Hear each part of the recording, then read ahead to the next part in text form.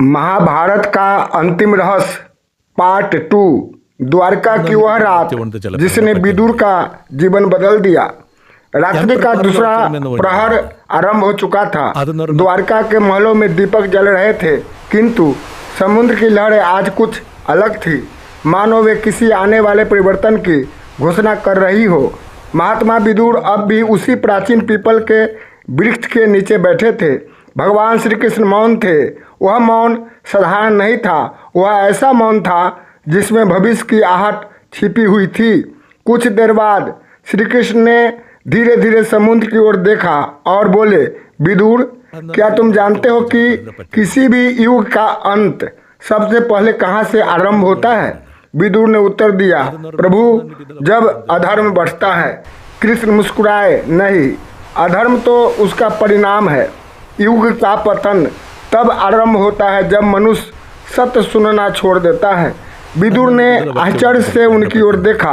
कृष्ण आगे बोले, जब किसी समाज में झूठ मधुर और सत्य कटु लगने लगे, जब लोग सलाह नहीं केवल प्रशंसा सुनना चाहे, जब ज्ञान से अधिक मनोरंजन का सम्मान होने लगे, तब समझ लेना कि कलयुग केवल बाहर नहीं मनुष्य के भीतर उतर चुका है। यह सुनते ही विदुर के मन में अनेक प्रश्न उठने लगे। क्या आने वाला समय वास्तव में इतना कठिन होगा? क्या धर्म की रक्षा करना पहले से अधिक कठिन हो जाएगा? उसी समय आकाश में एक चमकदार उल्का रेखा दिखाई दी। विदुर ने ऊपर देखा, प्रभु, क्या यह कोई संकेत है? श्री कृष्ण ने शांत स्वर में कहा, प्रकृति कभी बिना कारण संकेत नहीं देती, लेकिन संकेत केवल वही समझ पाता है जिसका मन शांत हो। फिर उन्होंने भूमि से एक मुट्ठी रेत उठाई। रेत उनकी उंगलियों से धीरे धीरे नीचे गिरने लगी। उन्होंने पूछा, विदुर, इसे रोक सकते हो? विदुर बोले, नहीं प्रभु। कृष्ण ने कहा, यही समय है। जो चला गया उसे कोई रोक नहीं सकता, लेकिन जो शेष है उसका उपयोग कैसे करना है, यही मनुष्य का धर्म है। कुछ देर बाद कृष्ण विदुर को समुद्र की तट की ओर ले गए। चांदनी रात थी, समुद्र शांत दिखाई दे रहा था। अचानक एक विशाल लहर उठी और किनारे पर बने रेत के सुंदर महलों को एक ही क्षण में बहाकर ले गई। श्री कृष्ण ने पूछा, क्या देखा तुमने? विदुर बोले, प्रभु, इतनी सुंदर रचना एक ही क्षण में समाप्त हो गई। कृष्ण ने गंभीर होकर कहा, मनुष्य भी अपने जीवन में यही भूल करता है।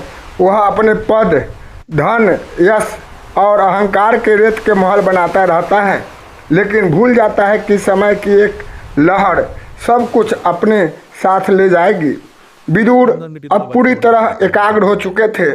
उन्हें अनुभव हो रहा था कि आज जो कुछ सुन रहे हैं वह केवल उपदेश नहीं, भविष्य का मानचित्र है। उन्होंने विनम्रता से पूछा, प्रभु, यदि कलयुग इतना कठिन होगा तो उस युग में धर्म कैसे जीवित रहेगा? श्री कृष्ण कुछ क्षण मौन रहे, फिर बोले, धर्म ग्रंथों में नहीं बचेगा। धर्म उन लोगों के हृदय में बचेगा जो अकेले होकर भी सत्य का साथ देंगे। याद रखना विदुर, भीड़ कभी धर्म का प्रमाण नहीं होती। कई बार पूरा संसार एक दिशा में चलता है और एक सत्य एक अकेले मनुष्य के साथ खड़ा होता है। इतने में एक छोटा बालक समुद्र तट पर दौड़ता हुआ आया। उसके हाथ में एक टूटी हुई मिट्टी की नाव थी। वह रो रहा था, मेरी नाव टूट गई। श्री कृष्ण उसके पास गए। उन्होंने नई नाव नहीं बनाई, बल्कि मुस्कुराकर बोले, क्या तुम फिर से बना सकते हो? बालक ने आंसू पोंछे।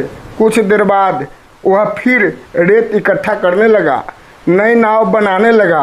बालक चला गया। विदुर यह सब देख रहे थे। उन्होंने पूछा, प्रभु, आपने उसे नई नाव क्यों नहीं दी? कृष्ण मुस्कुराए, यदि मैं उसे नाव दे देता तो उसे केवल नाव मिलती, लेकिन आज उसे स्वयं खड़े होने का साहस मिला। याद रखना, ईश्वर हर समस्या समाप्त नहीं करते, वे मनुष्य को उसे पार करने की शक्ति देते हैं। विदुर ने पहली बार अनुभव किया कि करुणा का अर्थ हमेशा किसी का भार उठाना नहीं, बल्कि उसे चलना सिखाना भी होता है। धीरे धीरे रात गहराने लगी, समुद्र की लहरें शांत हो गई। अचानक दूर क्षितिज पर एक अत्यंत तेज प्रकाश दिखाई दिया।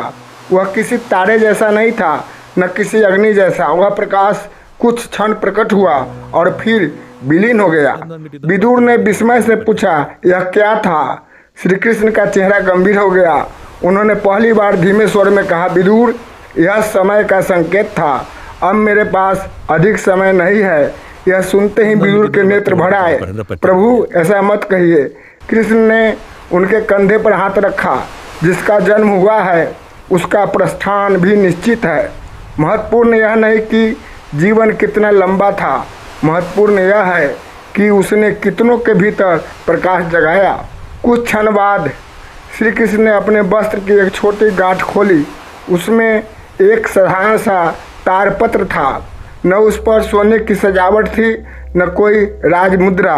उन्होंने वह तारपत्र विदुर के हाथ में रखते हुए कहा, इसे अभी मत खोलना।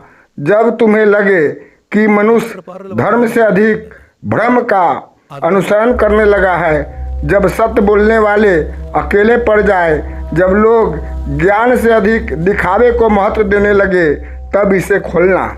विदुर के हाथ कांप उठे। उन्होंने पूछा, प्रभु, क्या इसमें भविष्य लिखा है? श्री कृष्ण ने मुस्कुराकर उत्तर दिया, नहीं, इसमें भविष्य बदलने का मार्ग लिखा है।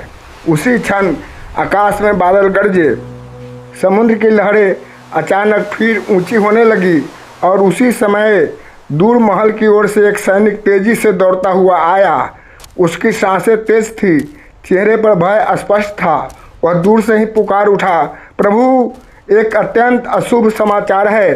यादव कुल के दो प्रमुख वीरों के बीच ऐसा विवाद आरंभ हो गया है जिसे रोकना अब किसी के बस में नहीं। श्री कृष्ण ने धीरे से आंखें बंद कर ली।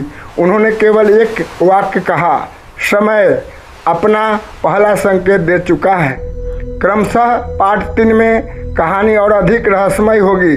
यादव कुल के भीतर उठते विनाश के बीज, श्री कृष्ण द्वारा तारपत्र का पहला रहस्य और वह भविष्यवाणी जो सीधे कलयुग के मनुष्य से जुड़ती है। थैंक यू, धन्यवाद।